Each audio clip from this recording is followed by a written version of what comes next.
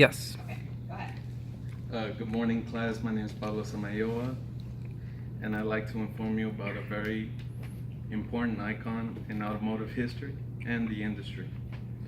All right, according to Rolling Stone, this man right here, not only with no experience, came into two industries of rocketry and automotive from Tesla and SpaceX, and had made a huge impact in the recent years.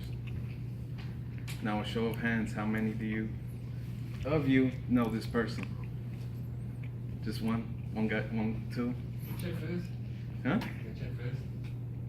Never mind. Oh. Yeah. Yeah. Well, I'm not here to talk about him necessarily, because I like to talk about someone else that is an American icon that has also done what he has done. Here is a Texas man born 2 hours outside of Dallas in a little town called Leesburg. His name is Carroll Hall Shelby, and frankly, he's an automotive genius. See, and I'll be talking about his early life, his racing career, and his technical and engineering career. In 1923, in January 11th, 1923, he was born in Leesburg, Texas, in a simple background. He was till the age of 7, living in his bed because of a heart condition that couldn't make him be active. He wasn't cured till the age of 7, in which he got a clean bill of health from his own doctor. After that, he started running amok, taking out parts from cars, reassembling them, and such, until 36, when they moved here to Dallas. He enrolls in Woodrowville High School.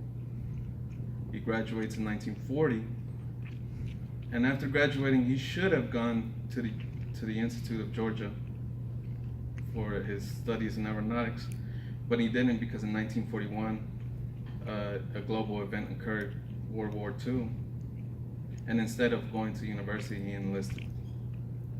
Now, enlisting in the Army, he became a pilot and flight instructor at the Lackland Air Force Base in San Antonio, in which that even though he was still treated as an adult, he was still kind of a scamp, because at the age of 16 to 18, he would hijack and commandeer the plane to drop off love letters to his fiancee back in Leesburg, which is, yeah, that's a crime. All right, after the war, he started doing like any other man would to make a life here in Texas. He would work in the oil fields out west, El Paso area. And after that, he didn't like it, because it was just hard work. And yeah, they gave him money, but just being out there just wasn't his style. He then became a chicken farmer for 2 years, just because he could, out on the farms. He did it 1 year without screwing up. The second year, all the chickens died to a virus, which led him to his actual passion, because after that, he started racing. Him and a friend, Ed Wilkins, went up north in Norman, Oklahoma, and started doing a drag race, quarter mile, in a Roadster, which is a small car, 2 seats, open top. And with no experience whatsoever, he won.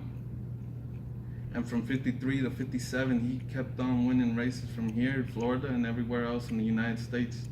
And definitely put his mark that he is a Texan, because every time he would win a race, he would do it in his overalls, just to show that he's proud of being from the sticks. Well, that attention garnered him from abroad, from the Europeans. See, he was competing against Aston Martin and Jaguar at the time. In 58, Aston Martin contacted him to race abroad, and so he did. Kid from the sticks just went to Europe. And in 1959, he was entering in the most prestigious racing event in the world, the 24 Hours of Le Mans.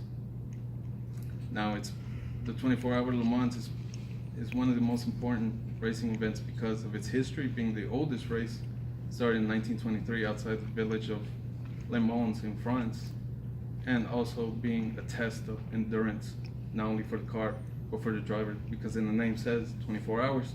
24 hours you gotta be driving. As a shock to everyone, as an American, he won, along with his teammate Ray Salvadori from England. Roy got flu and he got dysentery while racing. That's how bad it was back then to be racing. And after that, he decided to take a little break because at the time when he was contacted, his heart condition reappeared. He couldn't race for that much often because he could have just had a stroke behind the wheel and crashed. So his last race was during the same year. He won, though he got 5th place, he still won the season here in the US. Now, we transition into what he's mostly known for, which is his engineering and technical career. See, after taking a break from 1960 in the year 61, he wrote a letter to England while he made his connections over there, being a racer for Aston Martin. And at that time, there was a small company called AC, and he wanted to make a roadster, but no one could get the engine. So with his connections from here, he actually got Ford to make a deal with AC to make an AC Cobra, the roadster right there on the end. And with that, he started getting recognition, not just abroad, but worldwide, because a year later, at the same time, he imported it and called it the Shelby Cobra here in the States. Now, I gotta go off on a tangent because in the early 60s, Ford wanted to buy Ferrari out. But in 63, the deal went south. Ferrari didn't want to sell in the end because Ford wanted to buy their, not just the commercial division, but the motorsport racing division. Enzo Ferrari, the creator and head at that time, didn't want that. So he just left.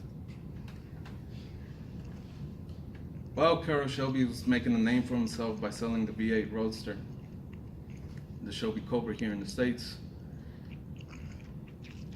the head at that time of Ford, Henry Ford II, the grandson of the great Henry Ford, the Ford Model T creator and creator of Ford, he commissioned him not only to make a team and back him up with all the money, he did it just so he could prove a point that the Americans can do innovative technologies. So backing him a team of his pick of whoever he wants on his engineering staff, and as well with millions of dollars behind his back, Shelby went back to France to win the prestigious race as a team leader. In 64, along with the English, they designed the Ford GT, which is the car in the middle. And that was a game changer, but not at the beginning as everyone anticipated. Millions of dollars were invested in this project, but their entrance in 1964 was a complete failure. Even though one car managed to pass the line, the other two didn't. One stopped, the other one caught on fire. 65, even worse, because all three didn't pass the finish line. Two caught on fire and one just stopped working in the middle of the road. 65 was the third attempt, and with the third attempt came an opportunity to come, which ended up winning the entire race and showing that the Americans could pull it off. And from then on, they made it winning a tradition until the end of the decade that the Ford GT would still continue to dominate.